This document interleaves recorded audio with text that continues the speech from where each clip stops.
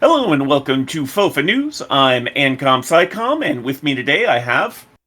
Hi, I'm Jack, and we're going to be talking about, let's just put it mildly, the sexual assault of the seabed by the U.S. government.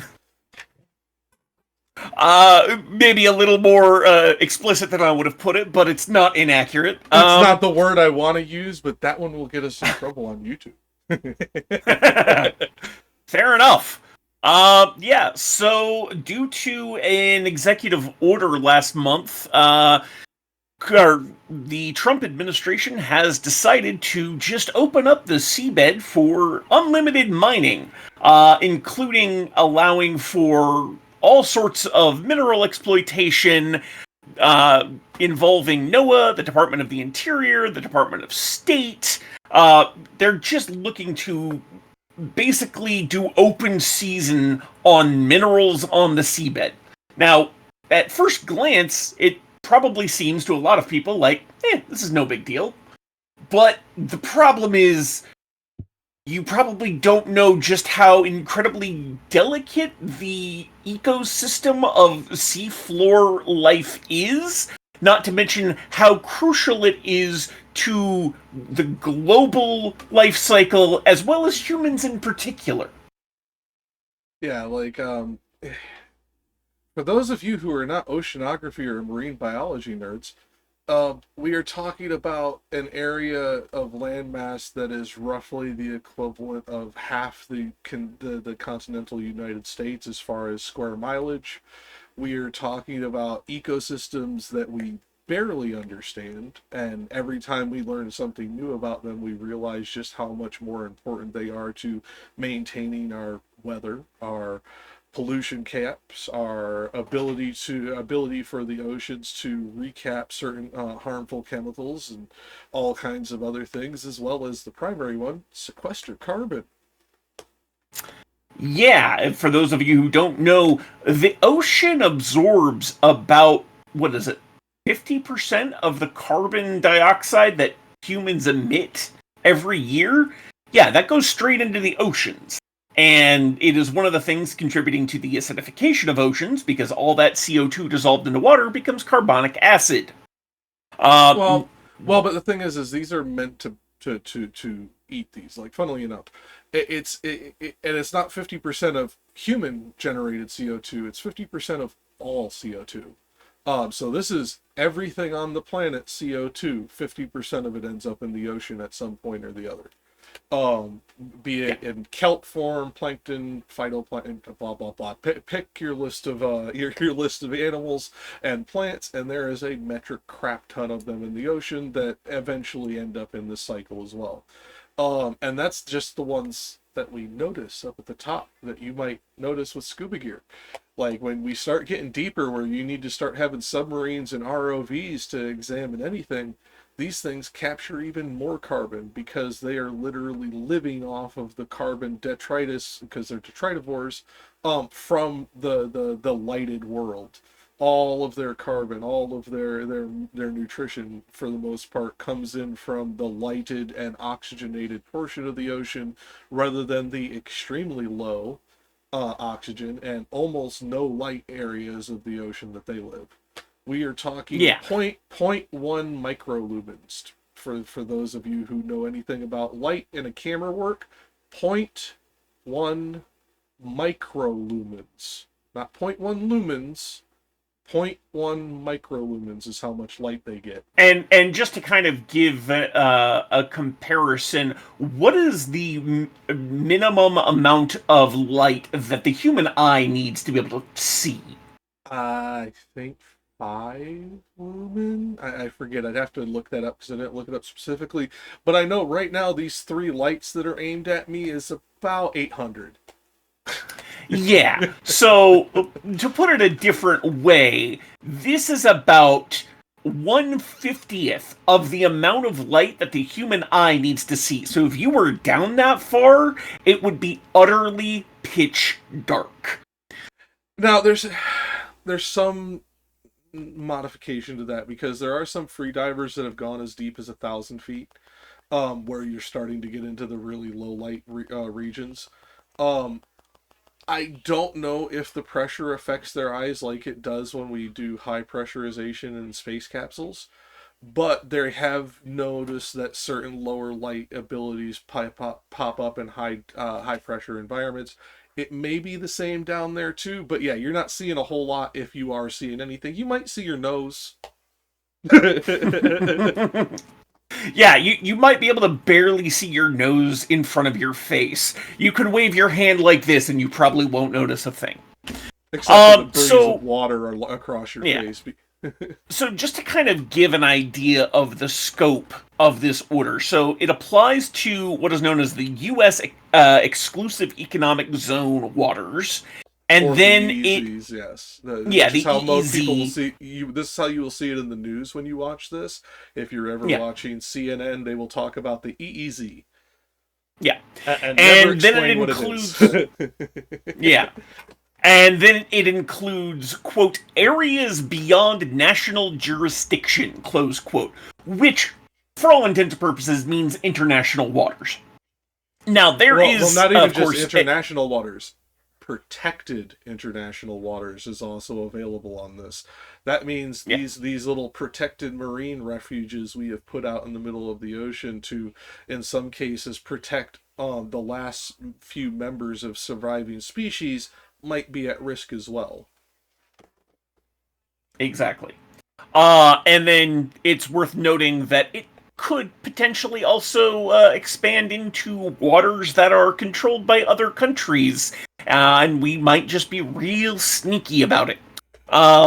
So that's probably not going to do much for our international relations. And Despy, in editing, if you want, you can put up a small little snippet from Sequest right here. No. Because that's essentially what that show was based on back in the 90s, was our exploration and eventual colonization of the seafloor. And almost the very first, in fact, I think it is the first episode, but it's later in the episode after they go and get Bridger and all that. The very first thing they're doing is one country going into another country's territorial water, mining illegally, and then harassing and attacking that country's mining vessels as they were doing so. So Yep. literally, the international example we're talking about was talked about in a sci-fi show back in the early 90s as a real possibility, and we don't have the UEO to back us up like they did. Yeah. All right. So, looking at some of the regulatory changes in this executive order. So, one of the main things it does is it cuts the environmental review timelines under the National Environmental Policy Act, basically shortening the amount of time that a company or proposed mining agreement would be required to do environmental studies, studying what their impact in mining this area is likely to be. Basically, just throwing the mining, the environmental impacts out the window. They don't really care. Well, It yeah, reduced. this would be where the MMS would traditionally come in, which is the Mineral Management Service. This Yeah, is for those of you who are a little unfamiliar with your history. This was the organization in the U.S. government that got crippled under Reagan and was directly responsible for the BP Deepwater Horizon oil spill, because they had 54 inspectors to inspect 6,500 wells, and BP Deepwater Horizon was no longer able to be properly regulated, and we got one of the greatest oil spills in living memory. And yeah, that was when we cut it back in 2010, when we had a competent government. We're cutting it again, and the guy that we put in control of it's in the pocket of the oil company. So I can only imagine what a cut budget and an in the pocket director of the MMS is going to equal when it comes to trying to regulate these public private partnerships. Oh, by the way, that is a term that's used in the EO.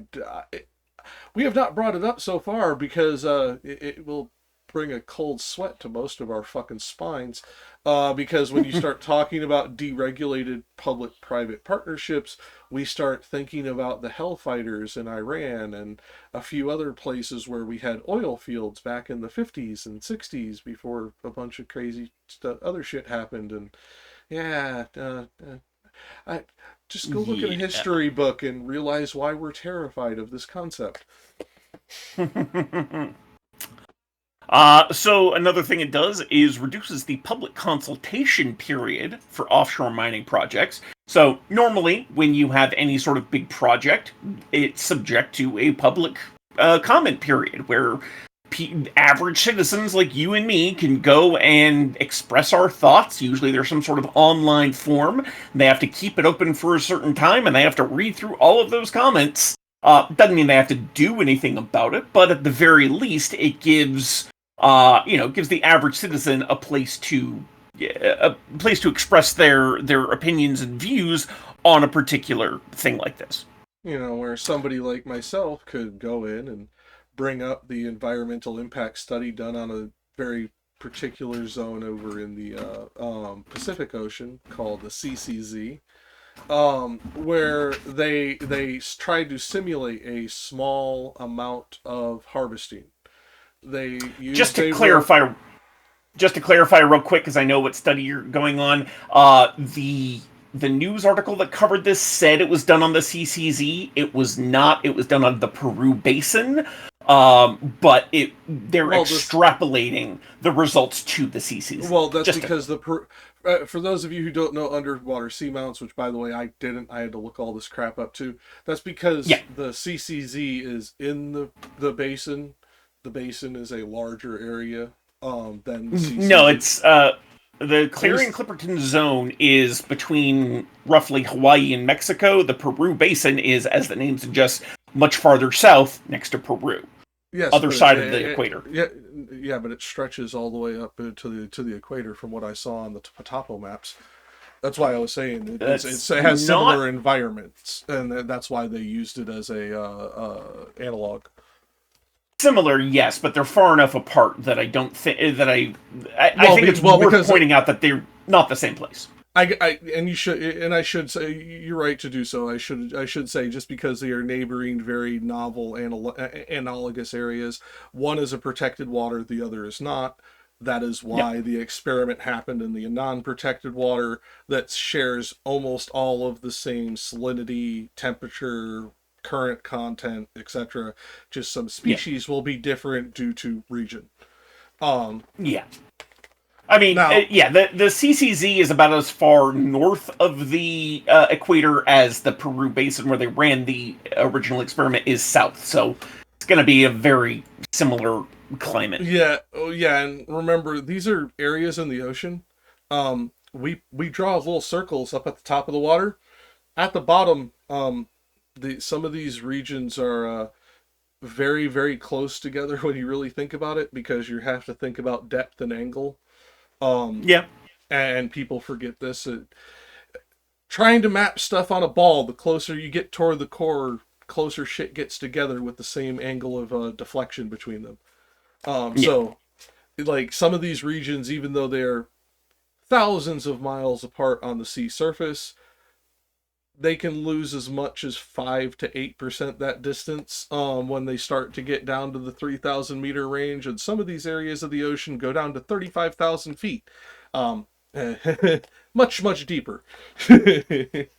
So, that being said, the reason I bring this up, and he was right to correct me, is when we did the simulation, it was on an area of about 100 yards by 100 yards on the seafloor.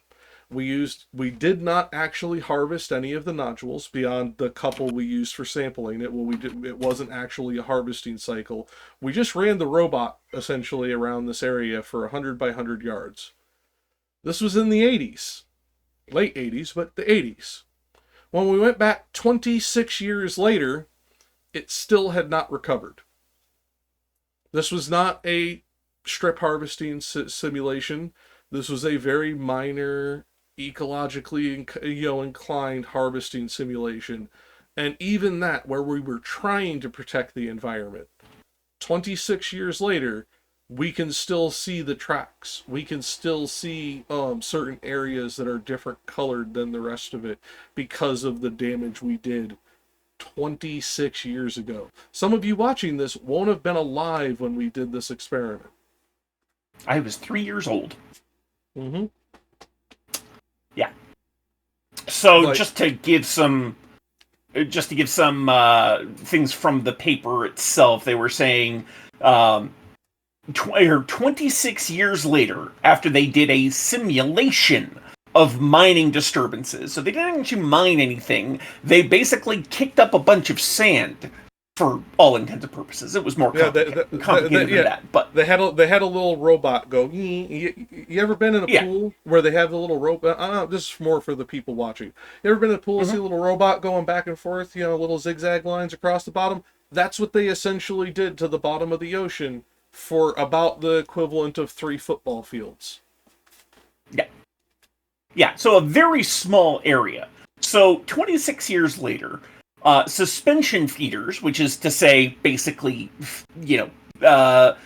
fish and other animals that swim through the main body of the ocean while they're feeding, those were still significantly reduced in the disturbed areas. Now, deposit feeders, those are the ones on the very bottom, showed no diminished presence for the first time 26 years later. So that means for a quarter of a century, the animals that feed on the sea floor were still disturbed, were still not able to really inhabit that area effectively. But then you also find a lot less overall biodiversity in the region, right? So you find 60%. 60% less biodiversity in the area, because one of the things that he didn't, it's one of the things that is mentioned much later in the study, because suspension feeders are part of it, filter feeders are another, and filter feeders were almost non-existent due to the toxic silica dust that was still in the water that much later, to the point where certain species of phytoplankton were not present. And for those of you who know anything about the ocean, plankton's important. Ask SpongeBob.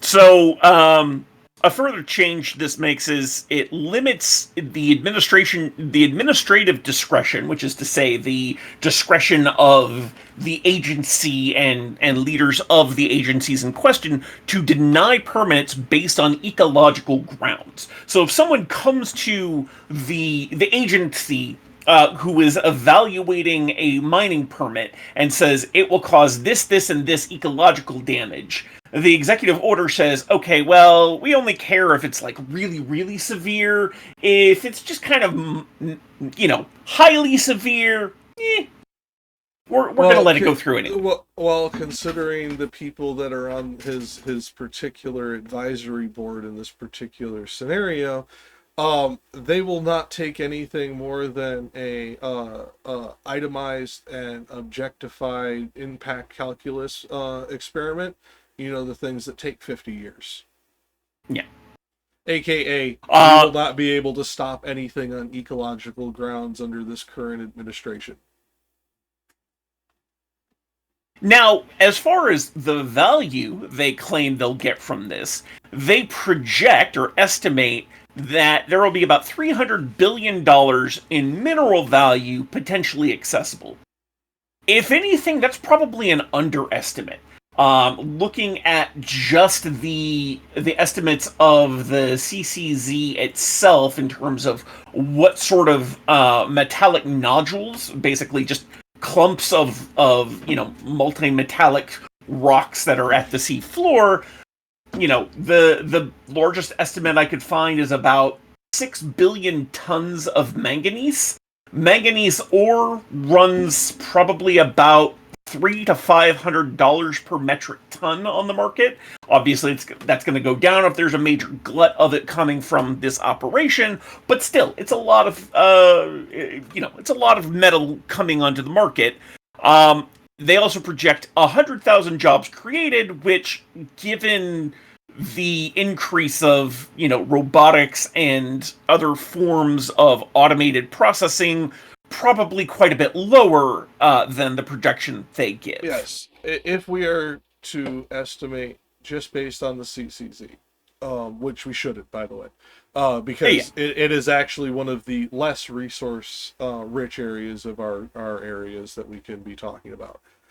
There are certain areas off of the Grand Banks where a single seamount, these long columns that are really, really deep in the ocean, could have as much as 500 metric tons of cobalt. Cobalt, significantly more valuable than manganese. Significantly. Yes. I was going on just the largest estimate for the CCZ. Yeah, they estimate about 50 million tons of cobalt in the CCZ itself. So and that at 50 million tons at current market value would almost hit the 300 billion mark on its own. Yeah. So and that is suffice to say, of the ocean. There's a lot down there. Yeah. Yes. There's a lot down there to be potentially mined. Let's, we don't want to, call this or cut this short and say, there's nothing down there. There is. But then we have to ask the question, is it worth it for the amount of destruction that mining it will wreak upon the ocean ecosystems and upon all of the ecosystems that rely on the ocean, which, as we mentioned earlier, is a lot more than you probably realize. Yeah, and we have known about this. I mean, as what we're talking about kind of shows you, we have been experimenting on this since the 80s, technically since the 70s. This is something we have been looking into it for a very, very long time. There has been multi-billion-dollar companies working towards this end for a long time.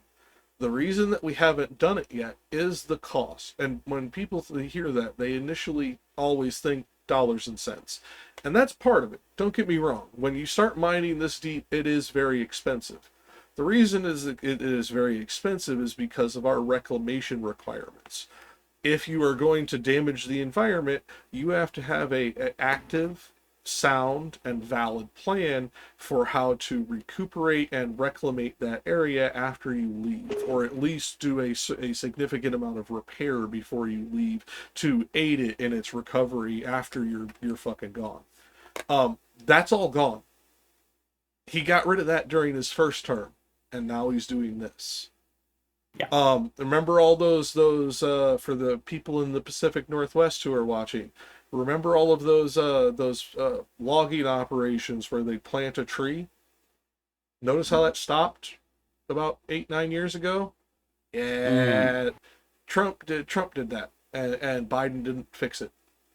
Don't get me wrong, there are certain companies who kept doing stuff the right way, so this isn't me saying that it completely died out, but that's why you stop seeing it on every logging site, because we stopped making it a requirement, or at least stopped enforcing the penalties when people broke that requirement.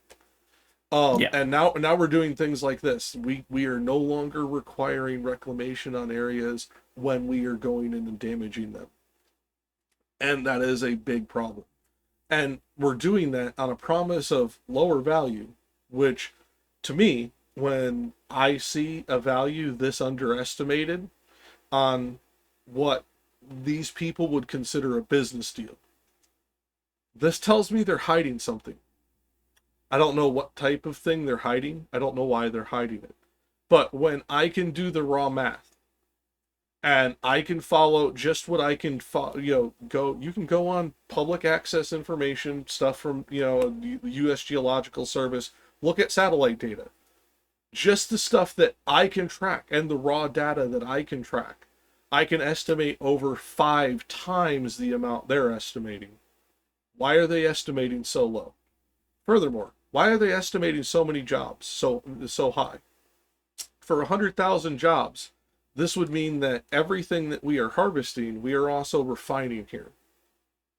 And for those of you who don't understand what that would mean, refining some of these chemicals is insanely pollutant. There is a reason that we send it to other countries, and people were like, "Oh yeah, we're going to send our pollution to other countries." No, actually, we send it to places like Germany, Spain, France, Switzerland, places that have top of the line refinement facilities for these places that capture the toxins that go into the refinement. They can do it better and cheaper than we can. That's why we send it to these places. Now, don't get me wrong. There are some companies who send it to third world countries. There are some people who absolutely exploit the global south. Do not get this twisted. But the majority, aka the stuff that is actually done on the behest of the U.S. government, those are going to these first world trading partners, or were. I don't know if they still will be after this. And they are able to do it. Well, those countries don't have the volume to do the kind of influx that the Trump administration is talking about. You are talking about more than tripling their outflow. That means it has to be done somewhere else. So that means either A, we're exploiting the global south again, and we all know how many Republicans love when we stick our nose into other countries, or B, we're doing it here. And all of you NIMBYs, yeah, this is the thing you should be worried about, not nuclear power. This actually will freaking kill you and cause problems for your kids. Yeah, although lithium refinement is not fun. They're gonna, place this sort of refinement in the lowest, in or near the lowest income areas. If any of you haven't heard about Cancer Alley in Louisiana, that's a perfect example of the kind of place they're likely to put these refining facilities. Yep. And your camera went all blurry on us. Oh, did it? I just noticed it out of the corner of my eye. Let me see if I can fix the focus. But Cancer Alley is one prime example. Another that you may not know about is companies that would dump chemicals into the ground that would eventually hit groundwater. You may remember a movie, I forget if it's from the 90s or the early 2000s, but called Erin Brockovich. That was following another company's pollutant called hexavalent chromium into the groundwater that was causing cancers and birth defects and mental deficiencies and neurological syndromes and all kinds of fun stuff. And this is the kind of thing that we would be inviting into our country again, because we've also deregulated those here. So not only are we talking about bringing the manufacturing home, yay, okay, so you're going to have 100,000 workers that are going to have extremely high turnover rate because of the amount of medical events that they're going to have, because of the extremely toxic work environments that they work in. And that's if we do it right. If we do it correct, these people have on average a 10-year career. Go on.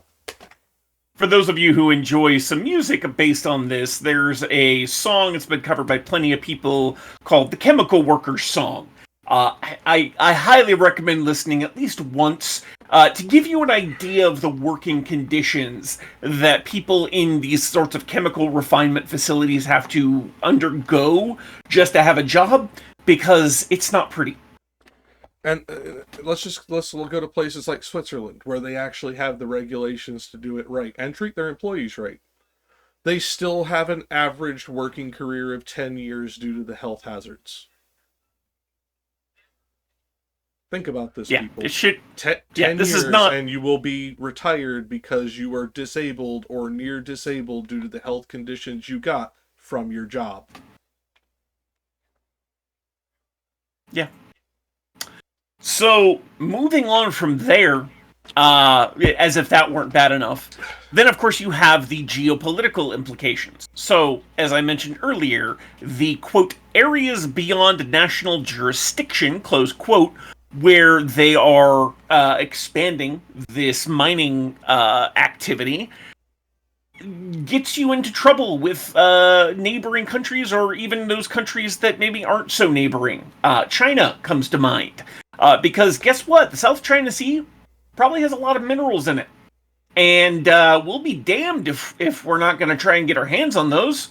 But I have a feeling China's going to have something to say about that. So, Yeah, if yeah. as if the environmental issues weren't big enough, international, diplomatic escalations. Yeah, for those of you who don't understand why we're so worried about this, beyond just the tangling with China that you have seen from our tangerine tyrant in chief of China, this is actually a concern because there are certain areas of American uh, interest or American territorial waters that get very close to Chinese territorial waters. Furthermore, we have multiple allies who have waters who are directly adjacent to Chinese territorial waters and are regularly have incursions by Chinese warships into their territorial waters, such as South Korea, Singapore, Australia, amongst other Japan, places, Japan, um, Taiwan to a certain extent. yes, Taiwan, or as we should be saying about China, mainland Taiwan. Because fuck those people. That Yeah. being said, we have seen nuclear. I don't know if they're nuclear. I need to correct myself. They are the same shape as nuclear subs, but I'm not as familiar with Chinese class subs, so I don't want to say nuclear and be wrong. But we have had or sonar signatures of Chinese subs off of Australia, off of New Zealand, off of Japan, off of Singapore. Um, by the way, we do this too, so this isn't me going like, "Oh my God, they're doing something wrong." It's just when now we have mining vessels in these areas, what's going to happen the first time that they're not paying attention and one of these Chinese subs hits a mining vessel or breaks a mining cable?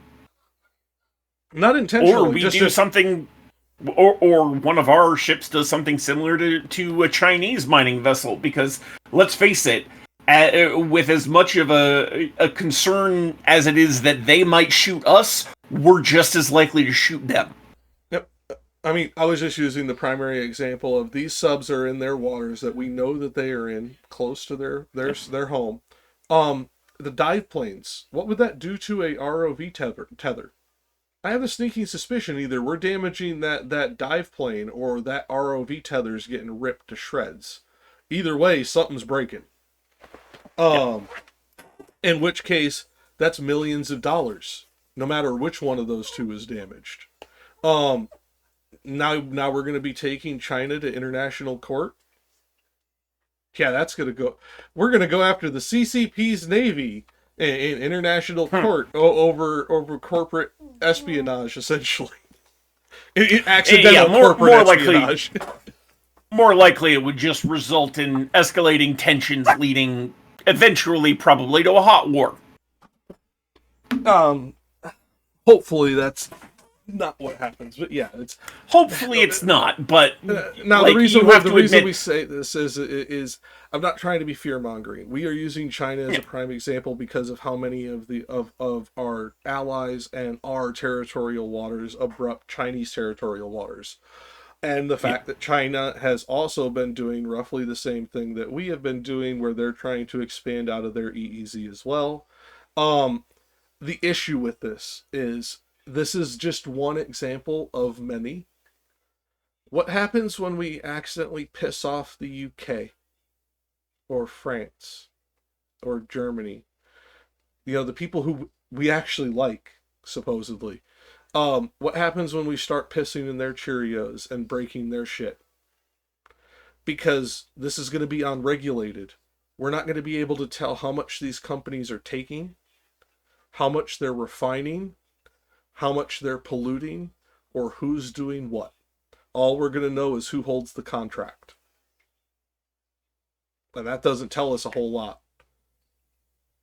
I mean, I not wish our unless we friend put in Rich was here. some not unless we put in some serious accountability measures into these contracts, which there's almost zero chance will happen. Well, this is why I was just saying I wish Rich was in on this one because Texas had this problem. The oil rigs in Texas handled by a lot of private companies. They ended up Mhm. having to put accountability in there because they were basically leasing these rigs out to whoever would pay them. And all the regulations started to be missed and nobody was doing the things they were supposed to because they were leasing them out to John Q. Schmuckenfuck who brought a trailer on there, made some money, and then abandoned it. Over and over and over again. This is back in the 70s and 80s. You know, even I was young at this point. Like you're talking about a time period where we've done this before. We know what happens. You cannot trust corporations that are based on a bottom line and giving a quarterly earnings report to their stockholders to also have the best interest of the public at heart. You cannot do it. These are mutually exclusive concepts most of the time. The way they make the most money is by fucking over the most people. That is absolutely, mutually exclusive to the betterment of society. So we have to hold them accountable, and as AnCom pointed out, this gets rid of their ability to do so.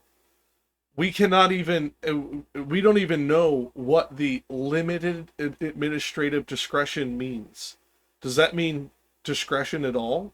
Or does that mean you can take no ecological implication in whatsoever? That's a vague way of wording it. And when you look at the executive order, which I highly recommend that you do, it's equally as vague. Like, this is intentionally vague, in my opinion, because it's obvious to me that Trump did not write this. This is way too legalese and done appropriately to be Trump. This is Trump signing something somebody handed him, and it being this vague, there's a certain principle, I forget the name of it now, but in contract law, ambiguity in a contract goes to the discretion of a party that is that did not draft the contract. Well, this would be part of the United States side of any contract that they have with a corporate entity that they lease a tract of seabed to. If they're this vague, that means these corporations get the benefit of that vaguity when it comes to court cases. Not the U.S. government. Not the U.S. people. So when we try to sue these people for the things that they do, let's say, okay, fine, the U.S. government does it. We're going to try and hold them accountable as people. We're going to class action lawsuit these assholes when they start fucking shit up, right? In this case, with this ambiguity in the executive order on the United States side, they can't even be held liable. We'd have to go after the United States government, and they can't be held liable because of different fucking laws we have in place. So this is literally a get out of liability free card, in my opinion. I would need an international lawyer to make sure that actually applies to international law too, but I know under American law, ambiguity in a contract benefits the party that did not draft the contract. Yep. So, and now we get on to the actual impacts. We've just kind of alluded to them before now. This is really, really bad. Well, now let's start at the coast. This is where much of our reef system is. This is where much of the vast ecosystem that people understand as the ocean tends to be. This is where most of your colorful fish and all of that stuff that you've been scuba diving and spear fishing and all that stuff to see, that's where all this stuff is. In this area, the physical mining will literally be breaking those coral reefs open, because those are living creatures, to get to the minerals underneath them on the rocks that they built their colonies on. Coral grows very slowly. Even the most rapidly growing coral in the most perfect laboratory conditions might grow an inch in a year. Not a month, a year. Yeah. And that is absolutely perfect conditions. Those don't exist in nature. Oh, well, no. Almost never. Almost never. If they do, they don't exist for long. Yeah. Most of the time, you can set your watch by how coral grows, especially certain species of Pacific coral. to the point of about 3 millimeters a year. And for those of you who don't understand that, that's about the average width of like the thumbnail that you leave when you clip your nails between the skin and the nail. That's about 3 millimeters. Yeah. So absolutely microscopic to most people's considerations.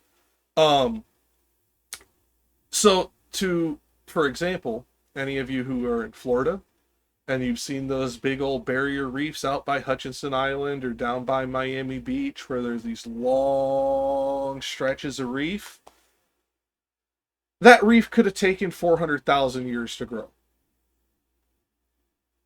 Literally, humanity was not anatomically modern Homo sapien when that coral started growing. We were still ancient humans. Yeah. What's going to be around by the time it regrows next time if we fuck it up this time is my question, because it ain't going to be us. No. No, we'll likely be long gone, at least as we are now. And that's just the regrowing. Now let's talk about all the damage that happens as a direct secondary impact. Sediment plumes. You know when you kick your feet up at the bottom of the ocean when you're walking around and then you dip your head underwater because you dropped your sunglasses or whatever and you're trying to find shit, and you see that inky gray fucking plume that just keeps settling everywhere, doesn't go away for hours, like you can stand in the same place, that fucking cloud will stay around your feet even with waves going around you. That's a sediment plume. And you did that with your feet. These machines will be 20 to 30 feet long, 10 to 15 feet wide, and be kicking up plumes in excess of 40 to 50 million cubic feet a day. 40 to 50 million cubic feet a day is roughly the size of the Silver Dome. And that's each machine. And then, you know, all of this, all of the sand, the sediment, let's face it, excrement that is, you know, that makes up the seabed, now that's up floating around and stays in that suspension for, as Jack said, in the smallest of cases, hours. If you're talking about, you know, miles of seabed being kicked up, that's going to stay there for days, weeks, months, probably years. And that's going to have... Especially when you start talking some of these deep areas where there are deep water rivers where the heavy currents. And then there is actually underwater doldrums where there is almost no current at all. If one of these sediment plumes hits one of those places, it may never settle. It may literally stay as God damn it, I can't think of the name of the suspension now. Colloidal suspension of sediment within the saline of the salt water. Just sit there as just colloidal suspension constantly. I mean, you get enough salt and enough pressure in the water, and this stuff eventually becomes neutrally buoyant. Just sits there. Doesn't go up, doesn't go down. Just sits there in the middle of the path that all of the marine life is trying to swim through. All of the light is trying to shine through. So that's going to interrupt the ability of just about everything to feed. Filter feeders are going to be especially badly impacted because that's their whole thing, is filtering out the light amount of sediment in the ocean to find the little the little morsels of plankton and other microbiotic life that is floating through there. And now suddenly they go from having a few grains of sand every so often to being basically buried in the stuff. So there's too much sand, too much dirt and grit going through their filtering system to be able to find anything of nutritional value. So they're going to get all clogged up. It's going to and this suffocate. Is just if we talk about the detritus. Now let's actually talk about the reality. Because what would be happening is there'd be a little machine going along the bottom, like that thing I talked about in the pool cleaning you. And it'd go along the bottom, and it would suck stuff up through a big old hose, or an umbilical. That umbilical would take all that stuff up to a ship, which would then put it through filters. Not because they're trying to filter out stuff that they don't want back in the ocean, but because they want to get all of the valuable stuff. And machine oil, metal, plastics, and all kinds of other stuff get mixed in during all this filtration and pumping process as it goes through the ship. And then it comes out another umbilical, which we'll just call an anus, because that's pretty much what it's doing, that can be very close to the surface, aka now that cloud can start at 5 or 10 meters and have to travel thousands of meters to the ocean floor, extending this time period even longer. Or they go down a few hundred meters and start the cloud there. So you get the sediment plume from the machine. You get the sediment plume from the anus. And now you have these two ones. This one is mainly detritus. Mainly just crap from the seafloor. We already know how bad that is because of the experiment back in the 80s. And then we have this cloud that has machine oils, chemicals, microplastics, metal, all kinds of other shit in it, now creating a new sediment plume, potentially another 1,000 meters up. A third of the way higher than where they're mining. And now you start talking about an area of roughly 1,000 meters that's getting hit from top and bottom with sediment plume. There is a horror movie that had Jason Statham in it years ago called The Meg. If you remember watching it, you remember they're at the bottom of the Marianas Trench and they're like, it's not the bottom, it's just a barrier, blah blah blah, that whole principle. This would actually kind of really be like that. You would actually create a suspension so thick that you would not realize that the ocean bottom is 1,000 feet deeper than where it is, because that's how much sediment would be up in the water column. That is utterly terrifying for multiple reasons. Yeah. Beyond all of the environmental impacts that you're talking about, imagine, let's say you're a right-winger who's watching this, and I kudos to you for making it this far as we're talking about like environmental impacts. Jesus. Imagine one of our nuclear submarines traveling along the ocean trying to protect the United States. And the ocean floor is 1,000 foot further down than they think it is. And or they don't really know how far down it is because they have to enter that plume of sediment for one reason or another. Do you really want our fucking shit trying to go through soup that they can't see through? That their sonar is going to have absolutely ridiculous artifacts trying to see through? Just go look at any submarine report after a landslide in their area. Trying to use their radar around the sediment plume is next to impossible. It basically looks like a fucking mountain to their sonar. It can't tell the difference if it's solid or not, because it might as well be. Hey, if it reflects sound, it's solid. Yeah, and unfortunately, when you have billions of tiny little rocks reflecting sound back at you, it's basically impossible to distinguish that from a mountain. And so this also adds to noise pollution. Now, you think noise pollution is bad in your little suburb, or you have to hear people honking their horns and drag racing down the street? Try imagine sound pollution in an area where sound travels 4 times as far, 5 times as fast, and carries its intensity for almost 100% longer. So at multiple miles distant, when that landslide or underwater landslide happens, it will basically sound like a rock slide in reality for the next week. Yeah, imagine a Richter 7 undersea earthquake going off constantly, and every day or every hour of the day and night as these machines mine.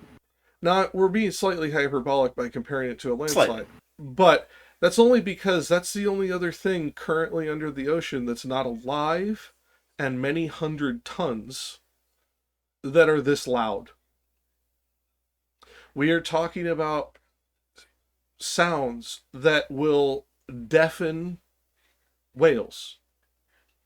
We are talking about sounds that are going to cause dolphins, pretty much all cetacean and porpoises in these regions, to flee for their fucking lives because they will literally not be able to think without going crazy. And for those Yeah. of you going, oh my god, it's an animal. Any migration patterns they had established, gone. Any, I don't know about that because that may be instinctual and pulled to magnetic fields. There may be something that they can't avoid with that, and essentially that migration pattern's now their graveyard, as opposed to their mating grounds. Yeah, exactly. So they go there, if they can get there, if their navigation isn't so horrendously thrown off by all the noise, then they get there and it's no longer the environment they need to mate properly. So their reproductive cycle. Or it may just not be an area suitable for their living to be sustained. That is a very real possibility. I will point to a red. Now, this is non-human made that we know of, although it was probably human influenced. Back in the 50s, there was a red algae bloom that basically rendered a certain area of the ocean uninhabitable for marine mammals because it killed everything they ate and it caused skin lesions on them. I forget the name of the algae. It was some rare fucking algae bloom that came up. This area, when this happened, it changed so dramatically that the entire ecosystem collapsed. It only recently started to recover when we sank ships in it to start making artificial reefs. Back in like the end of Vietnam, middle of the Cold War, back when we were decommissioning the ships from the 50s and stuff, we would sink them out in these areas and create artificial reefs, trying to repair these barren reaches of the ocean that had been created for one reason or another. Now, I say this one is not man-made. That's only because I can't say for certain it was man-made. It is highly likely that this was caused by the sugarcane industry in Central America pumping their wastewater into the Pacific Ocean, but we can't prove that because of how long ago it was, etc. Like, there's only so much research you can do on a past event of this scale. It's very possible that humans did cause it. It's also very possible we just didn't make it any better. Like, I don't know which, and as far as I could research before doing this episode with AnCom, nobody knows the answer if humans caused it or just exacerbated it. And it is a constant argument one way or the other, because we just don't have the data. We have put this in this example for you, AnCom. We have almost 250 milliliters of water. That's it for that whole thing to do any further tests on. Oh, wow. Yeah. That's nothing. Quarter of a liter for an oceanic red algae bloom? Yeah. Well, I mean, a red algae bloom from 65 years ago. Yeah. Like, I mean, it's... Yeah, it like... As far as, potential sources of data go, that's nothing. Yeah, and I mean, really, how much could we learn from it? Would it be nice to know if it was human caused? Yeah. But none of those sugarcane factories work in the same way anymore. Now we put them in Florida. Yep. Thank you, the Big Sugar and everything you're doing to the Everglades. But let's not go on to freshwater. Let's stick with the ocean for now. Yeah. The other thing is noise pollution is also a highly dramatic issue for national security. One of the major lines of defense that any first world nation uses is a thing called hydrophone perimeters.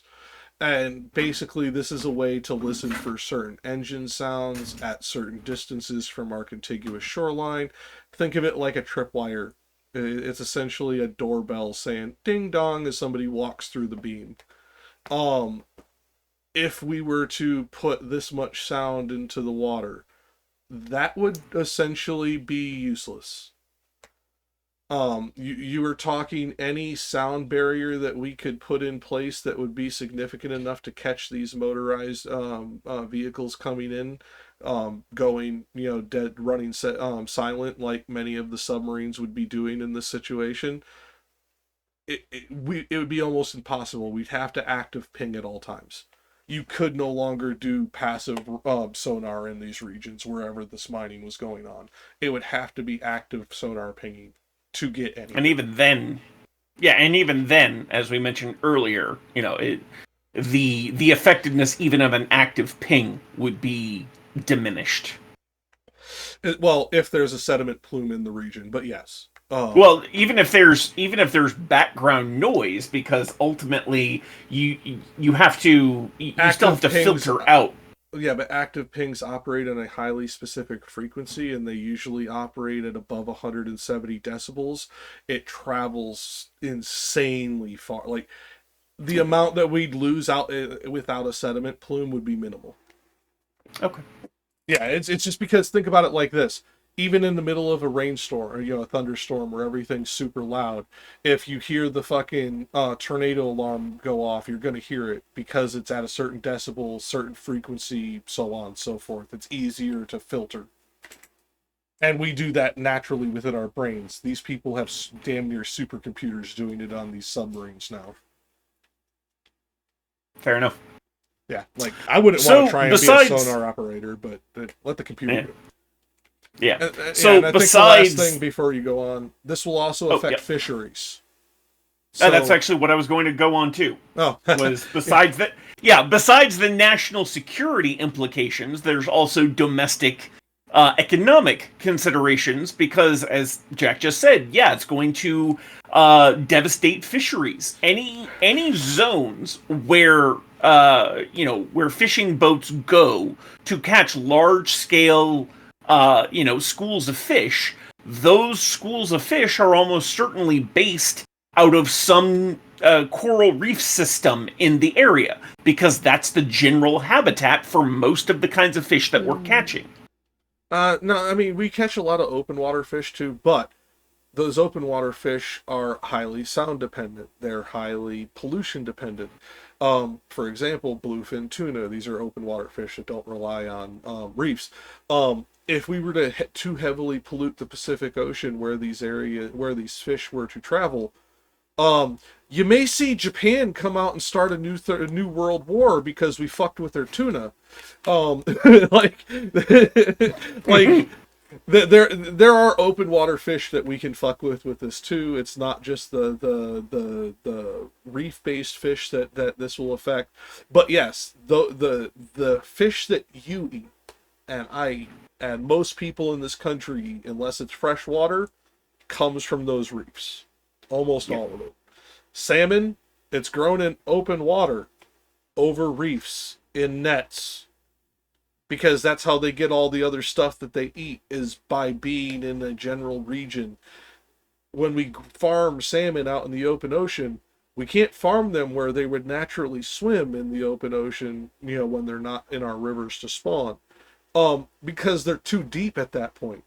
We farm them at the surface, and we farm them close enough to shore so that we can get to and from them easily, which means they're right around all of these reefs too. Yeah, and what do salmon primarily eat, especially because it gives them that particular color that the market loves? Shrimp. Well, shrimp, phytoplankton, and pretty much anything small crustacean-like, yeah. Yeah, but like the pink color that salmon meat tends to have comes primarily from their diet, which, even if the salmon themselves weren't heavily dependent on the reef systems, the crustaceans that they eat probably would be. Yeah, now, I'll be honest with you, I didn't know that their meat came from that, the color came from that, and I'd have to look into that one, just because that was one of those, it sounds right, but it also... because when we started farming them, the meat, like when we started farming them in non-ocean fisheries, the meat went gray because they didn't have access to the kind of crustaceans that they normally eat that give them that color. So we actually had to, like, the farmed ones, they had to start like supplementing their diets and even dyeing the meat for a while. So that was a thing.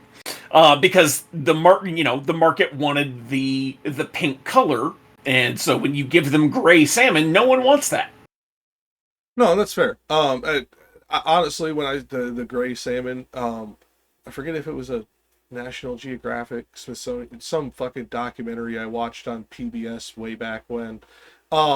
They attributed that because the fish couldn't swim very far, like, keeping a fish that is meant to free range hundreds of miles a day in a pen was what caused it. But Mm. fuck, they could have been making it up for all I know. Oh, I mean, they could have been making up what I heard. Like, I've heard yeah, this from a few different sources, but I can't remember any of them offhand. This is, purely from memory, so I yeah. could be wrong here. No, But that is my understanding. Regardless, you damage the food source for the fish, which are usually going to be heavily dependent on reefs because that's what bottom feeders are in and around coral and anemone and all of these other marine life detritus habitats that are creators. what. They're this is why I don't like calling them bottom feeders anymore, because we understand more what they're doing is they are detritivores. Yes. So they are close to the producers of the debris, the detritus. Um, Yes. which is why they are either near rock faces where we get kelp and algae walls that basically stick to the rock walls, or they're around coral. Because you can get them away from coral. The ocean's pretty fucking big, and ocean only grows, coral only grows at certain depths, etc. Yeah. But uh, they are detritivores. They will eat anything that is that where the detritus is. They are sifting through sand to pick up rotting pieces of material, be it plant or animal. They don't really care. That's why you will actually find in the Caribbean, there's a certain areas of the Caribbean, there's almost no reefs because of how deep it is, but you can still get some light. And you will see these detritivores on the bottom because of all the sharks eating the squids up above, just create absolute fucking rainstorms of detritus coming down. Like, you can actually sit Yeah. down at the bottom and just watch it come down in little streams of, like, looks like smoke. They'll eat up just about any organic material they can find that falls down from the top. So they're going to be heavily impacted, and they are a major, like, this is going to disrupt food cycles that we very heavily rely on for our own food. And this is so far still the shallow water. Now we're Yeah. going to stretch into the deep water. Now, the areas that we talked about earlier with the CCZ and a couple other super deep ones like the Cobalt Spires, this is the area that we're talking about now. Now, I ran our talking points past a couple of environmental specialists, and none of them were technically oceanographers, but they all have some certain level. And he was like, "Yeah, you're hitting everything, but you don't need to hit a certain region. We don't need to go below the 3,000 meter mark, so we're going to skip those." But I would like to point out the things that we do at 150 meters very well could still affect these other regions that we're not going to be directly mining, and we're damn sure not going to be observing. So we don't even know the downstream effects of the two other regions we're talking about will have on the super deep water that we maybe send two subs into a year because of how expensive and crazy dangerous it is. Um, this is the area where, when we're talking with the bathypelagic region, which is where we are now, this is the region where you will go out what we call deep sea scuba diving, where they take you out into the middle of the ocean and they're taking you out to swim with whale sharks and sperm whales and blue whales and all kinds of stuff like that, where you are 2 days away from shore going out in a scuba tank, you know, with your scuba tanks and swimming out into water where you can't see the bottom. This is the kind of places that we're talking about now. It takes extreme training to do, but this area accounts for something around 60% of all life on the planet. This one small area of ocean, all around the world, more life in that one little band of water than anywhere on land. And there's usually only other ocean habitats that compete with it for ocean diversity and abundance. This area is where we David Attenborough and people like that will be heard talking about the chemosynthetic hydrothermal vents around volcanoes gave us surprising evidence of life. And that's in the form of these extremophiles. These are creatures that we barely understand. To put this into perspective for those of you who are not nerds, an extremophile is a creature that lives in an environment that is usually considered so extreme that it is hostile to life. I will bring up an example, and I will send it to our editor so that you can see what we're talking about, but my friend here could see it when I shared it earlier. There's an example I like to bring up called a cked crab. These are little white crabs that look like they're furry. First of all, they're stark white to mildly yellow. They look like kind of like baby lobsters, or langostinos maybe. And these are creatures that will exist in colonies of tens to hundreds of thousands around hydrothermal vents in water so deep and so poisonous that most other life around them is dead or dying or fleeing. And the water is so hot that if it were not this deep in the ocean, it would be steam. It wouldn't be boiling.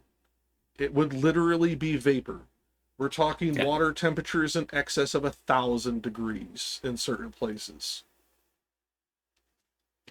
And these things just chill and hang out and eat chemosynthetic bacteria and algae and all kinds of other stuff that's down there that we barely understand. Most life on the planet, just to kind of give you a comparison here, most life on the planet that we know of tends to work on the principle of taking energy from the sun through various layers of complexity and trophy. They will ultimately get their energy from the sun, get their nutrients from the other life around them. These things live so deep that basically no sunlight penetrates. So they have to get their energy from the heat of these vents, volcanic adjacent vents, spewing various chemicals, sulfurs and chlorides, phosphorus, all of the straight hydrofluoric acid at certain times. Yeah, all of these elements that we do need in minute quantities for various cellular functions to work, they are being flooded with these from these vents. So this is life that has evolved to exist in a place where any other life on this planet would die either from the toxicity, the temperature, the pressure, or some combination of all three, or something else that thrive in these areas. If we were to start mining in these areas, because those hydrothermal vents just happen to also be where a lot of the minerals that we're looking for initially come from, because they're being pushed out by the magma just under the crust, mining in that area is going to essentially eradicate these hot spots of insane levels of biodiversity. Like, these are places where the majority of species who live here we don't even know about, simply because none of our tools, none of our equipment can survive the conditions in which they live every day of their life. The only way we know they exist is because one of the few things that we have that can survive these areas behind a lot of glass and a lot of protective insulation are cameras. If it were not for cameras and lights, we would not know that these things exist. And if we were Which means we're not seeing any of the microscopic life. We're only seeing the macroscopic stuff. Well, we do, because that's something that we've actually collected some samples of through like core sampling, but not enough to say we have any kind of a expansive understanding of it. We have a cursory understanding of some of the micro life that is there, because we can only sample so much of it without damaging the environment ourselves, and it is so hard to sample these environments as is. Furthermore, these vents are, as AnCom said, the sources of a lot of these resources. But we don't understand how exactly. Not really. For example, the nodules that we talked about earlier in the segment is talking about a level of lithium, cobalt, manganese, and a few other chemicals, usually growing around another stone or piece of bone core that these nodules are formed of. We don't know exactly how they form. We don't know why they generate a small amount of electricity around them. We don't know why they seem to function in the way that they do, why they form in the way that they do without any kind of like tidal forces to make them rounded like this through erosion or any of this. This is just how they form. They grow like frickin' giant Cheetos of rare earth minerals and metals. We don't understand it, and at least educated guess, it would say that the microscopic sediments that are emitted from these hydrothermal vents would be probably the catalyzing component that is collecting on these nodes and generating the layers of intermetallic layers and rare earth metal connective bodies that we're seeing within these nodules. So if we damage these vents while harvesting, first of all, what's that going to do to the area? Are we now going to have seismic issues? Are we going to have, an actual like volcanic event? Probably not. Will we potentially disrupt the nodule's natural creation process? We have no clue. Quite probably, though, because we have no clue, it is quite likely that if not this, one of the other things that we're doing down there could cause the problem, because we don't know exactly why they form. We just know what they're formed of and where they are. And we're still, to this day, trying to figure out exactly how they're forming, so much so that there's I forget the guy's name, but he's working out of Woods Hole. He has been trying to recreate these nodules in like a series of aquariums for like 40 years now. Last I heard, he had one that was about the size of a quarter. Whereas most of these that we have seen on the sea floor are closer, I think, to the size of my fist. Yeah, and I don't know if, because tracking 40-year-long experiments is exceedingly difficult if you're not like intimately familiar enough with the field to understand like all the nuances. I don't know how much of a piece of starting material he started with to get that quarter-size one. He could have literally started with a donor nodule from one of these nodes that may not, he may have only gained a couple of millimeters, and I just, it may not be significant because we still don't understand how it works. That's the crazy part. We have been studying this for 40 years, and before anybody in the comments, and I swear to God, you motherfuckers in the comments, oh, see, science is just a theory. We are talking about an environment that is hostile to life. At the depths that we're talking these nodules are forming, if you were to get out of your submarine, let's just say you were pressurized in a submarine that had a moon pool, like this is a fucking movie, and you could get out at this depth. If you were to get out of your submarine and get back into your submarine after 10 minutes, just 10 minutes, you would have to be in a decompression chamber for a week when you get back to the surface to prevent yourself from getting the bends. Yeah, and that's assuming the pressure doesn't crush you shortly after you swim out of that moon pool. That's unlikely just because of pressure normalization and human adaptability. But you could still die. You could have a brain aneurysm. You could have a fucking stroke. There's all a number of fucking ways. You could have a fucking pulmonary edema from the pressure. There is any number of ways the ocean can kill you at these depths, outside of crushing you like a beer can, which is possible. Yeah.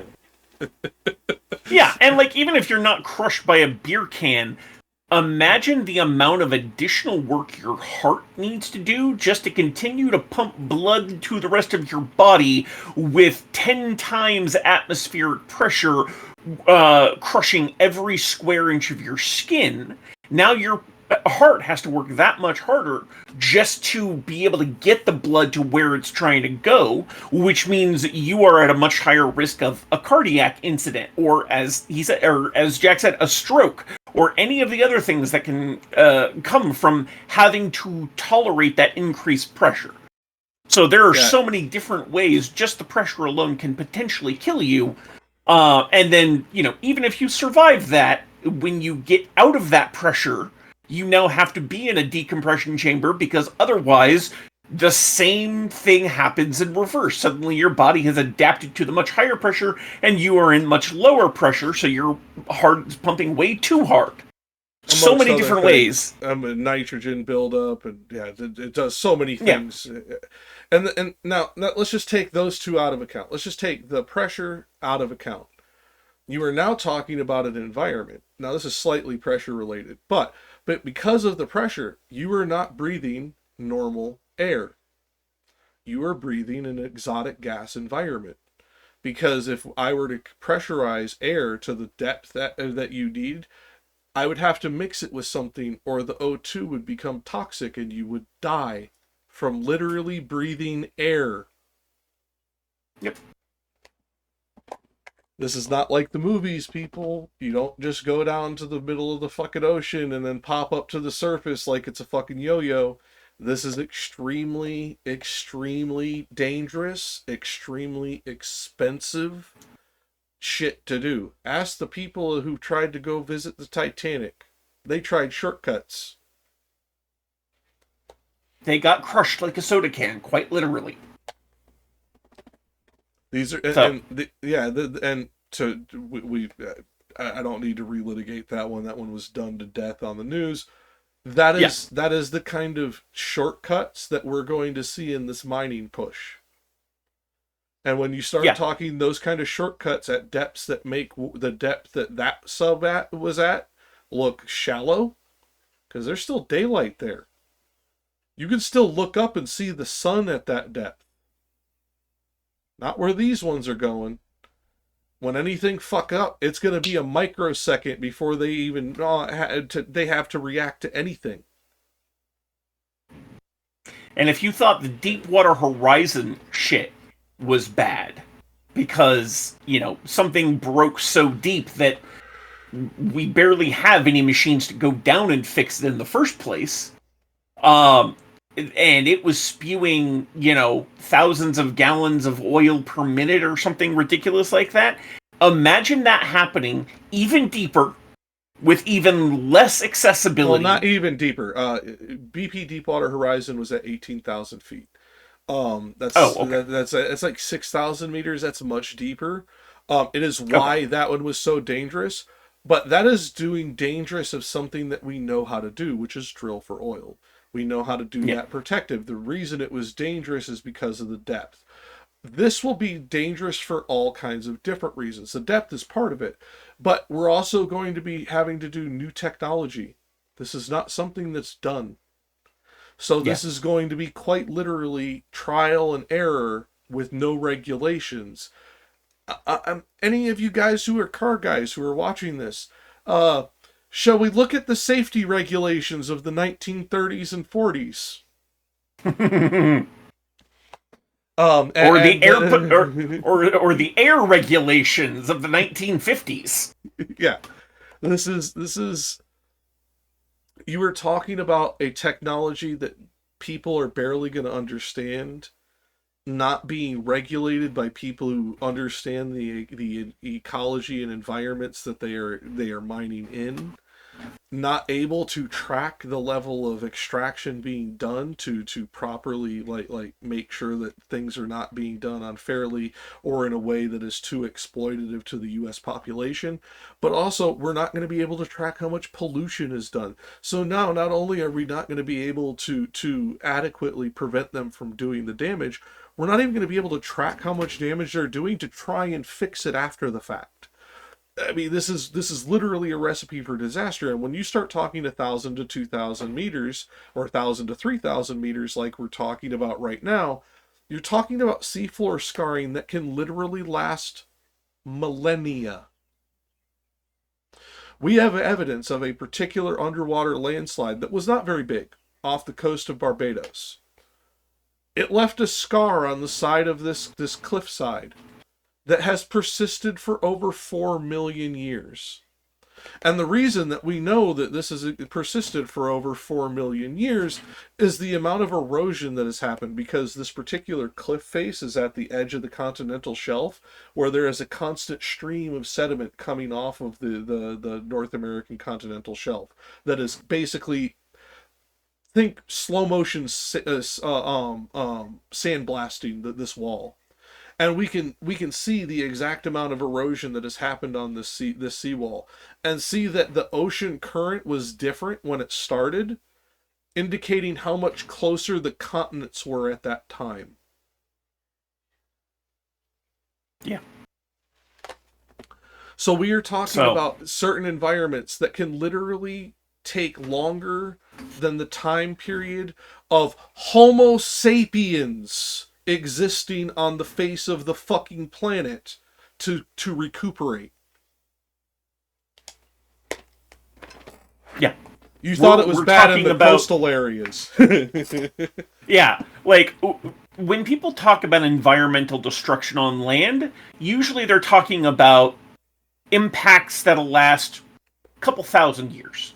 Usually after that, things tend to start recovering. When we're talking about marine ecosystems, we're talking about impacts that can last millions of years. So I'll use the example of the Great Barrier Reef. Small changes that we have made started to almost kill off that ancient reef. This thing that took millions of years to produce, and humans just walking around on it. Walking around on it with wooden spears and baskets, we're starting to kill it.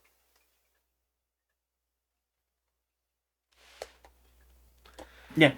And, like, we know that even after protections went into place for that, we still have now climate changes bleaching those very same reefs.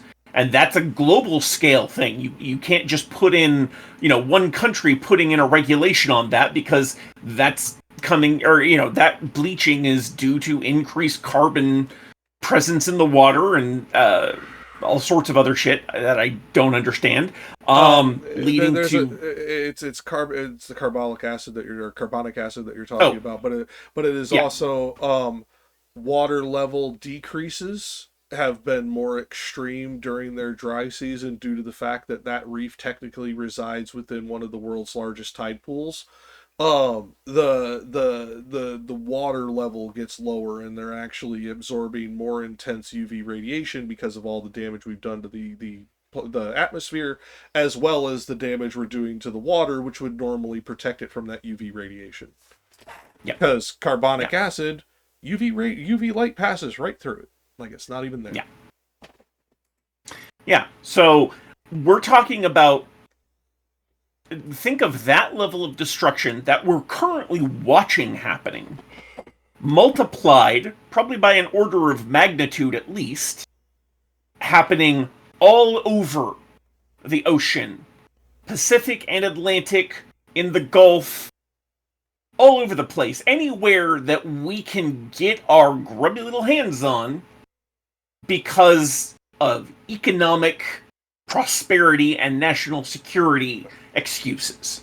And now let's bring you to the slightly more depressing, but slightly more uplifting as well, portion of the reason this is so important beyond climate change, beyond ecological, collapse, um, we derive quite a bit of our medicine and certain chemicals from these plants and animals, like certain deep sea sponges, that we have discovered.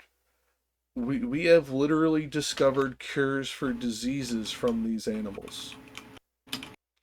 We have come up with new treatments for cancer from some of these animals.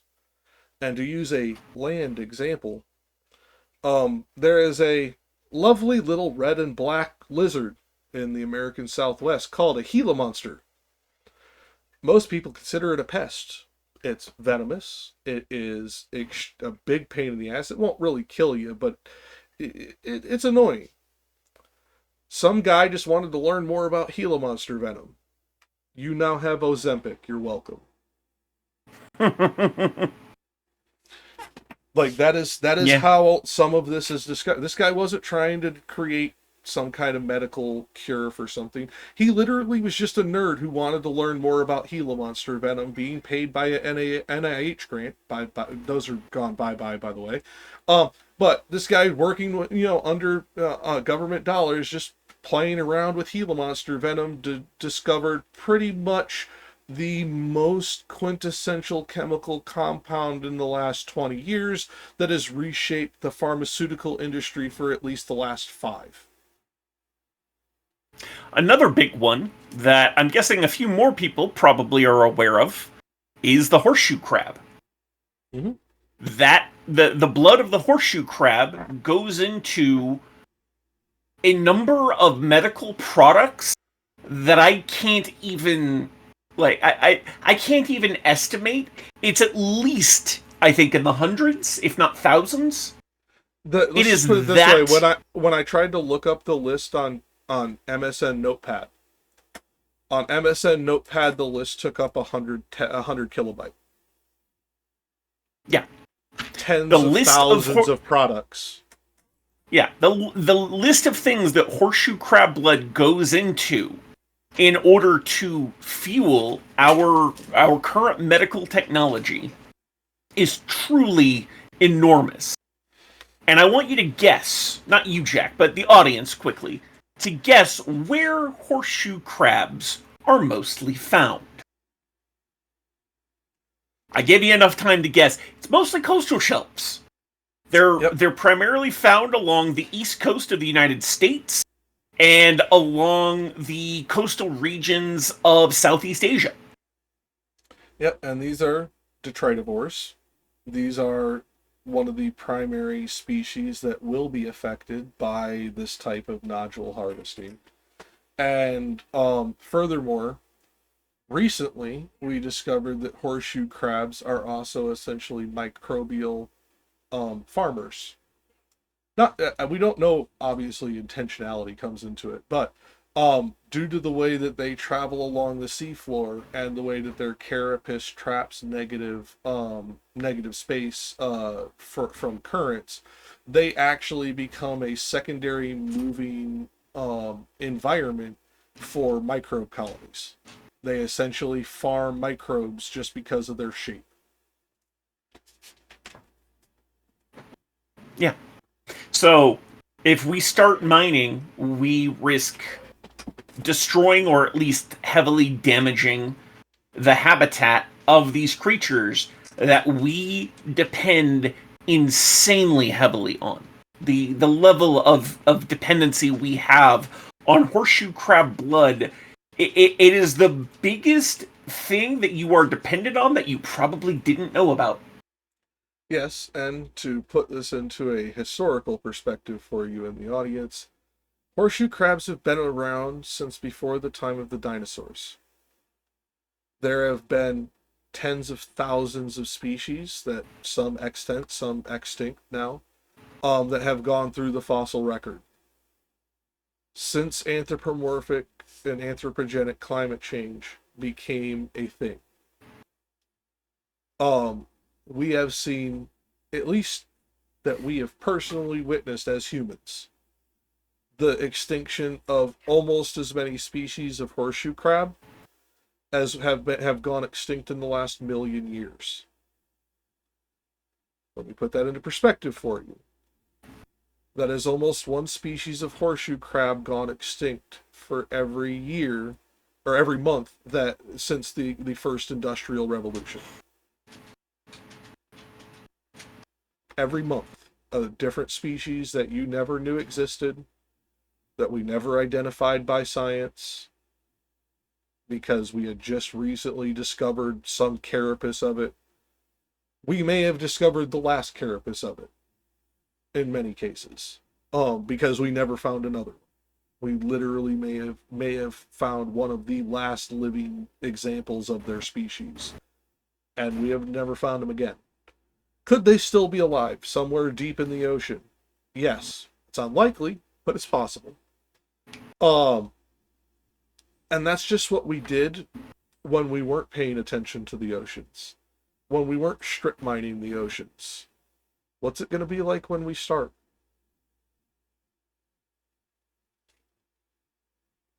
So, just some things to keep in mind. This is one of those executive orders that didn't really get a lot of play in the media because people don't tend to put a lot of thought into marine life and how heavily they are dependent on it and how heavily the potential destruction of that life could be caused by not just this executive order, because it's a symptom of a broader problem, but it is a heavy exacerbation of that problem that is now going to come into play very quickly and very heavily. Well, hopefully not very quickly. Hopefully the technology lag causes this to slow down long enough where dickhead's out of office and we can fix this before it gets started. But I wouldn't hold my breath, because I mean, the honest answer is, with this amount of deregulation, they could be doing it by the end of the year. I just don't know. Yeah, the motto of these people is move fast and break things. I'm not even exaggerating. That was, I'm pretty sure, literally Elon Musk's motto for Doge. And it applies to all of the rest of these people too, because they don't care how much damage they do as long as it ends up in the black on their balance sheet. Yeah, and to kind of finish this out with the issues of life. The other issue is the recolonization process of these life forms within these areas. Let's just say, sake of argument, because I'm sure some billionaire dipshit's going to say, oh no, we came up with the technology to fix this problem before it even... Let's just say, for the sake of argument, they're right. And that they can fix a lot of these problems very rapidly, rather than the millions or thousands of years that it is likely to happen at a natural cycle. There is no guarantee that the species will still be alive to repopulate it, let alone that we could get it to repopulate. The species may not be able to survive in a different environment long enough for us to clean up the area for them to come in and recolonize. And even if they do, again, for the sake of argument, even if they did recolonize quickly, it would be tens of thousands of years to repair the damage.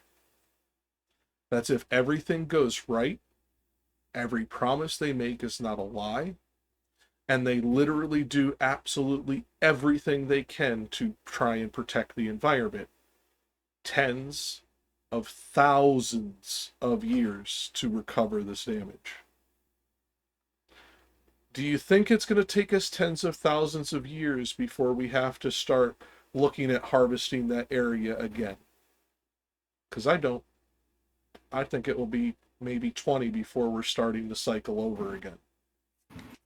And at that point, if we have let this go on for 20 years and the cycle starts over again, and now we're harvesting even more from deeper and at a more exploitative rate, you are looking at the desertification, or the proper term, aridification, of the Western Hemisphere over the next century. This is not hyperbole. This is not fear-mongering. This is not exaggeration. In fact, I'm being conservative. The actual estimate is closer to 50 years. But at least a century. If we fuck this up, in 100 years, Americans will live in a desert that is larger than the Sahara. Take that into account. Think about your kids and your grandkids, because these people aren't.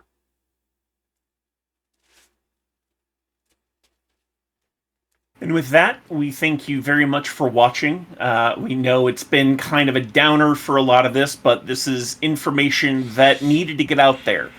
And if anything, we hope that this can fuel the, if not rage, at least the action to try and do something, organize in some way, against not just this, but all of the impacts that are likely to be brought by this administration, following administrations, because ultimately, as we saw last time, much of what the Trump admin did in its first term did not get reversed by the Biden admin.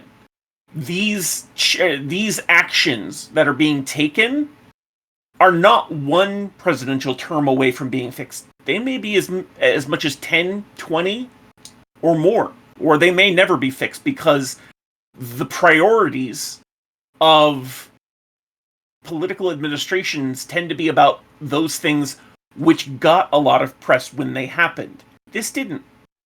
This isn't going to be in the front of the people's minds when they're looking at who they want to lead after Trump is gone. These are the kinds of things that we need to be keeping an eye on, because no one else will. And with that, before we go, do not think this is us just bagging on Trump, although we are. There is a video that I highly recommend you watch after you finish watching our extremely long-winded version that is a little funnier, by John Oliver, from a little under a year ago, when he was talking about this very same situation when the Biden administration was considering it, but at a less damaging rate. They were actually trying to protect the environment, and I think John succinctly put it of, get your hands off the fucking ocean.